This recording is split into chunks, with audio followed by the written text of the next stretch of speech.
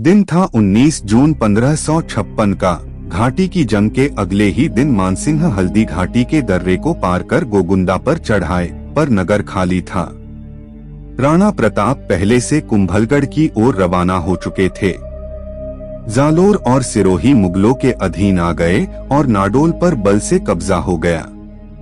राणा के अधीन बजे मेवाड़ को चौतरफा घेरा जा चुका था, पर मुगलों को भी इस पराई जमीन में मुश्किलों की कमी नहीं थी। सबसे ज्यादा कमी अगर किसी चीज की थी तो भोजन और पानी की। राणा का पीछा अरावली के इन अनदेखे अनजाने पहाड़ों में करना नामुमकिन था, तो मान सिंह और आसिफ खान 3 महीने बाद अकबर के पास वापस चले गए। उनके जाते ही महाराणा ने फिर हारे हुए इलाकों को जीतना शुरू कर दिया।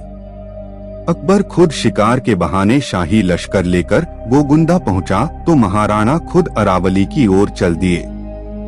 कुतुबुद्दीन खान और मानसिंह को राजा भगवंत दास के साथ महाराणा के पीछे भेजा गया। सेना की एक टुकड़ी इधर की तरफ भी भेजी गई।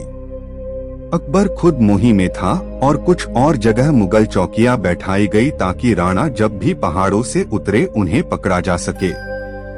भगवंत दास को महाराणा को ढूंढने में कोई सफलता नहीं मिली तो वे वापस अकबर के पास चले गए। अकबर फिर मालवा की ओर बढ़ा तो राणा ने तुरंत ही गोगुंदा और मोही को कब्जा लिया।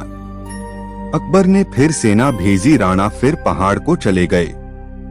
ये सेना जैसे ही हटी फिर वही सिलसिला।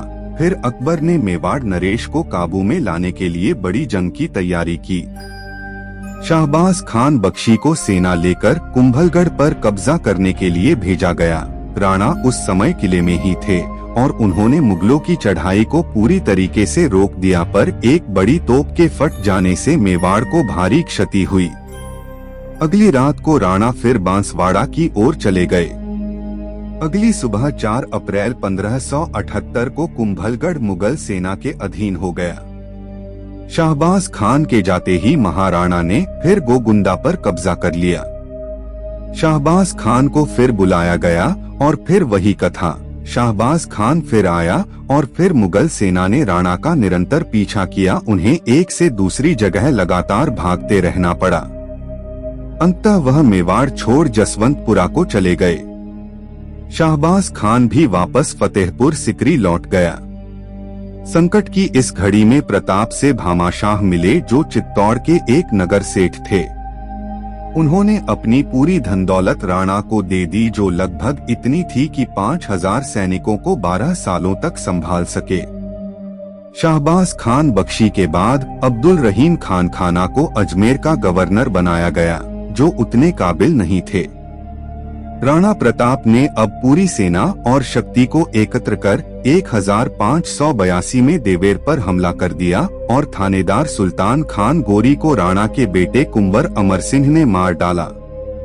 इसके बाद आमेट और मदरिया की चौकियां भी मेवाड़ के हाथ आ गई। कुंभलगढ़ पर अगले साल कब्जा हो गया और केवल 1-2 सालों में ही महाराणा के हाथ पूरा पश्चिमी मेवाड़ा आ गया। अब्दुल रहीम खान खाना की कमजोरी देखते हुए 1584 से 85 में जगन्नाथ कछुआ को मेवाड़ भेजा गया।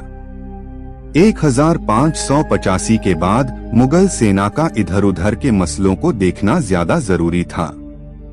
अकबर की साम्राज्यवादी दृष्टि भी अब दक्षिण की तरफ थी। मेवाड़ पर मुगल दबाव घटते ही महाराणा ने एक एक कर पूरे मेवाड़ पर अधिकार कर लिया। सिवाय चित्तौड़ और मंडल के अगले 12 साल उन्होंने सापेक्ष रूप से शांति में बताए। उनकी नई राजधानी चावंड एक छोटे गांव से एक कस्बा बन चुकी थी। भागे हुए लोग वापस बसने लगे। 19 जनवरी सन 1597 में उनकी मृत्यु चावंड में ही हुई। उनके बाद राणा अमर सिंह ने 18 सालों तक मुगलों का विरोध किया, जंगे लड़ी, पर 1615 में उनके और शहजादे खुर्रम के बीच आखिरकार संधि हो ही गई। मुगल मेवाड़ संबंध आगे भी बनते बिगड़ते रहे, पर एक बात स्पष्ट थी, मेवाड़ कभी भी बलपूर्वक मुगल साम्राज्य का हिस्सा नहीं बना, बल्कि केवल वार्ता और संधि दोनों को साथ ला सकी।